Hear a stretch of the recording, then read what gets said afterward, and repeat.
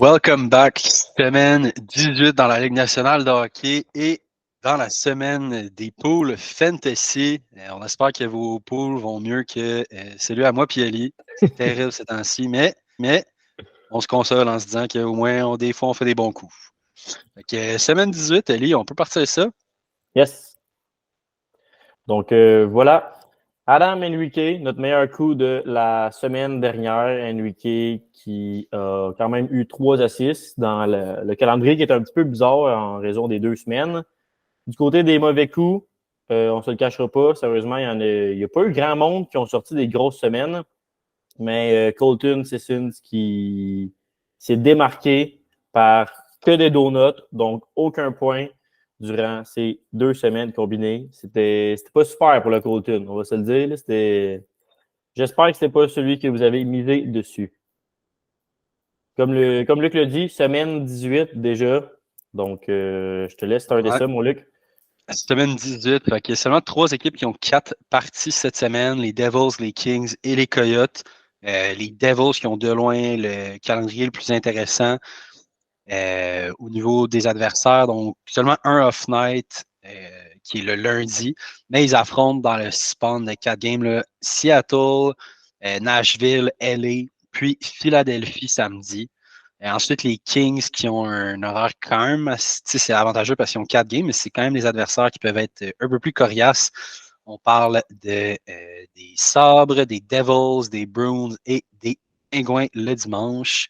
Les Coyotes qui sont surprenants, ben pas surprenants, parce que pour une fois, ça n'a pas rapport avec la qualité de leur jeu, mais qui ont vraiment un bel horaire cette semaine, que des off-night en termes de parties, ce qui est assez rare, puis on va en C'est parler rare plus qu'on loin, voit mais ça, ouais.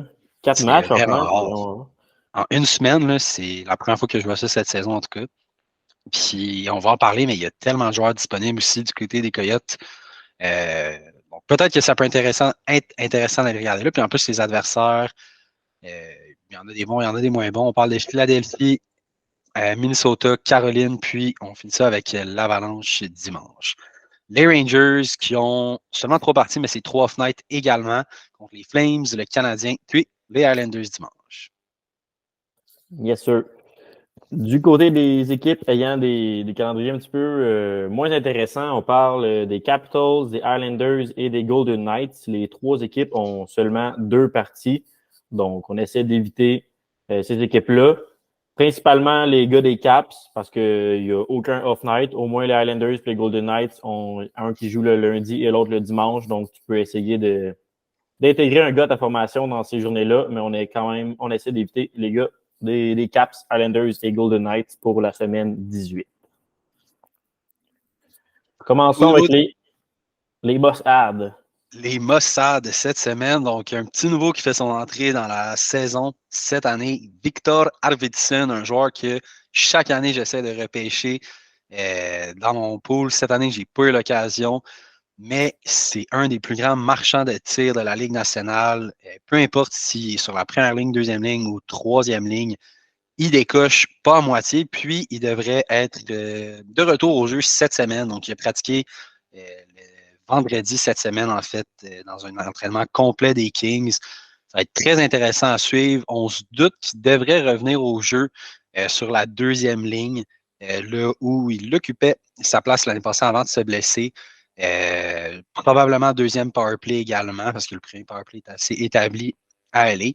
Mais tout pourrait changer, comme dit, on ne l'a pas encore vu dans un match régulier. Évidemment, Victor Arvidsson ne joue pas en désavantage numérique. Ceux qui le connaissent un peu, vous allez savoir pourquoi. Mais sur ses positions Yahoo, il joue à gauche et à droite, puis il est seulement 39% rostered. Donc, très belle opportunité là, d'aller faire un petit coup d'éclat pour un push avant les playoffs. Ensuite, bon, tout le monde en a entendu parler. C'est pas vraiment une surprise qu'on le mette cette semaine, mais Andrei Kuzmenko, il y a 3 matchs cette semaine. Au moment où on en parle, on sait habituellement, on essaie de cibler juste des joueurs qui sont en bas de 50% rostered. Kuzmenko qui est à 51, mais qui était juste trop en bonne position pour pas qu'on en parle cette semaine. 51 rostered pour un joueur de. En fait, pour une opportunité comme ça, c'est vraiment intéressant. Il est sur la première ligne en ce moment avec Huberdeau, puis Yegor Sharangovich. Sur le premier power play, il y a le double position, les 2 ailes sur Yahoo. 2 buts en 3 games. Donc, tout porte à croire que son changement d'équipe lui aura fait extrêmement de bien. Tu vas être content, Ensuite, toi, ça va relancer Youbidou. Bidou Bidou, depuis le 9 décembre, dans les top joueurs de la ligue, fait que bien content. He's back. Certains disent même que c'est Huberdeau qui a relancé Kuzmenko, mais bon. C'est vrai, c'est toi qui as Kuzmenko en plus. T'es content? Yeah. Ouais, très content, man. Gros ad. Ensuite, Lawson Cross, du côté des Coyotes, 43% rostered, mais 4 parties cette semaine. Deuxième ligne, deuxième powerplay. Les Coyotes qui ont vraiment, puis deuxième désavantage numérique aussi, les Coyotes qui ont vraiment 4 lignes, je ne vais pas dire équilibrées, mais qui peuvent.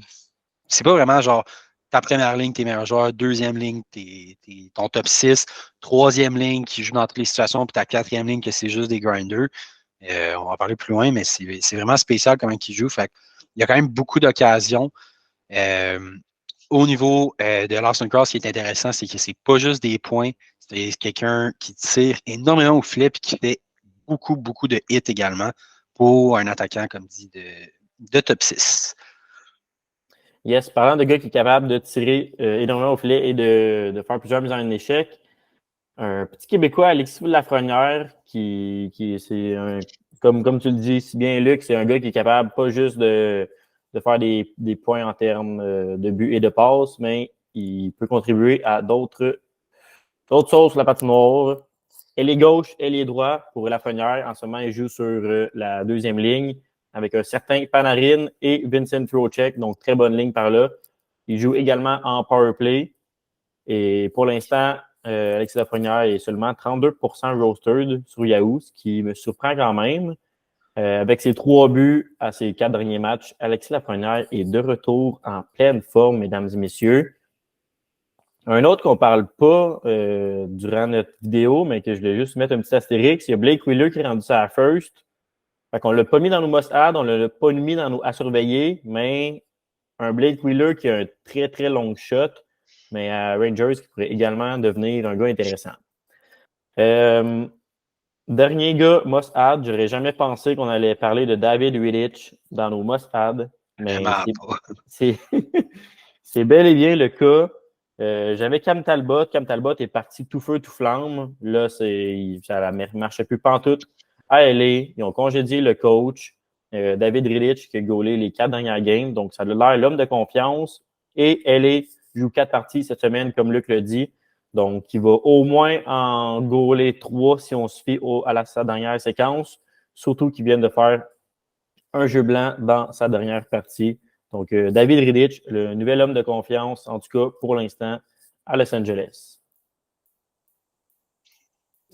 Au niveau des joueurs à surveiller, donc à garder un œil ouvert, on y va avec l'ancien MVP des juniors, du championnat junior mondial, Barrett Hayton, l'ancien capitaine, qui a eu un début de carrière pas très facile, en fait, sans se le cacher, mais qui est de retour dans l'alignement des Coyotes depuis quelques parties, en fait. Puis ça va super bien, même s'il joue seulement sur la quatrième ligne, mais il joue sur le premier power play. Quatrième ligne qu'il complète avec Logan Cooley et Dylan Gunter qui sont tout feu, tout flamme également. Donc, c'est pour ça que je disais que c'est pas vraiment une quatrième ligne là, en Arizona. Au niveau des autres joueurs qui sont quand même disponibles, là, on parlait qu'Arizona, ils ont un horaire cette semaine qui est assez spectaculaire ou assez intéressant. Il y a Alex Kerfoot qui est rostered à 7%, Mathias Maccelli qui joue sur le premier powerplay aussi à 6%, Nick Schmaltz 16%, Nick Bjugstad 9%. Il y a un autre qu'on aurait pu parler également, Jason Zucker à 8%, qui semble avoir peut-être retrouvé sa petite touche. Ensuite, on y va avec, ça aussi, c'est quand même assez une surprise, là, Ukko-Pekka Luukkonen des Sabres de Buffalo qui semble être le nouvel homme de confiance. Tout le monde s'attendait à ce que ce soit Devin Levi cette année. Il y a eu des bonnes parties, des bonnes séquences, des moins bonnes, mais là, il a encore une fois été retranché ou ramené dans les mineurs, en fait, renvoyé dans les mineurs. Puis là, depuis le mois de décembre, c'est vraiment Luukkonen qui garde le filet de manière constante. Puis si les Sabres sont capables de faire un push d'ici la fin de la saison pour les séries éliminatoires, c'est sûr que c'est quelqu'un qui va avoir énormément de puck, puis qui devrait avoir un bon pourcentage de victoires également. Ensuite, le premier défenseur cette semaine qu'on va parler, c'est Matt Roy des Kings. Donc, il y a 4 parties cette semaine, seulement 17% rostered, qui joue sur la deuxième ligne, pas en avantage numérique, mais qui joue également sur le deuxième désavantage numérique. Lui aussi, ce n'est pas nécessairement un marchand de points, mais au niveau des autres paramètres dans une ligue, dans ces 3 dernières games, il y a 11 mises en échec et 7 tirs bloqués. En plus d'une assist, d'une passe également. Donc, à 3 games, il semble être sur une bonne séquence. C'est quand même un joueur qui a des hauts et des bas, qui n'est pas tout le temps constant. Mais si vous êtes capable d'aller chercher pour cette semaine, ça peut être une belle option, surtout dans les ligues qui ont pas mal de profondeur. Il n'y a pas beaucoup d'agents libres disponibles. Yes. Quatrième gars à surveiller, à garder un œil ouvert dessus, Alexander Holtz. Tout récemment, dans sa dernière partie, il jouait avec un certain Jack Hughes et Tyler Toffoli, donc une grosse ligne. Avec le retour de Jack Hughes, c'est sûr que les lignes ont beaucoup changé. Et là, à l'heure où est-ce qu'on se parle, à l'entraînement de ce matin, Holtz a passé de la, on peut dire, première ligne avec Jack Hughes à la 4e ligne. Donc, à garder en tête, là, Holtz, finalement, je ciblerais davantage un gars comme Eric Ola, qui font jouer au centre. Ils mettent Jack Hughes, finalement, à l'aile de la deuxième ligne. Eric Ola, il joue en plus en avantage numérique. Par expérience, c'est un gars que j'aime, Eric Ola, mais c'est un gars de séquence. Donc, il peut faire 3 très bonnes parties consécutives avec des points. Et ensuite, pendant 6 parties, on ne le voit pas pantoute et il fait que des donuts. Donc, à surveiller, mais Eric Ola peut être une très bonne avenue. Et surveillez vos lignes si jamais Alexander Holtz revient sur la deuxième ligne. Le dernier gars qu'on voulait parler cette semaine dans les gars à surveiller, c'est Kendre Miller. Kendre Miller, c'est vraiment un gars, un défenseur underrated avec New York. Il joue présentement sur la deuxième paire. Il est 40% rostered sur Yahoo. Mais c'est quand même un gars qui a amassé 43 points l'an dernier. Présentement, il y a 20 points cette saison en 51 parties, si je ne me trompe pas. Il ne joue pas en power play avec les défenseurs qu'on connaît là-bas. Il n'y a pas de place pour lui, mais c'est un gars qui joue en désavantage numérique et qui est capable de, comme on dit souvent, c'est un gars qui frappe, c'est un gars qui bloque des shots et c'est un gars qui amène des rondelles au filet.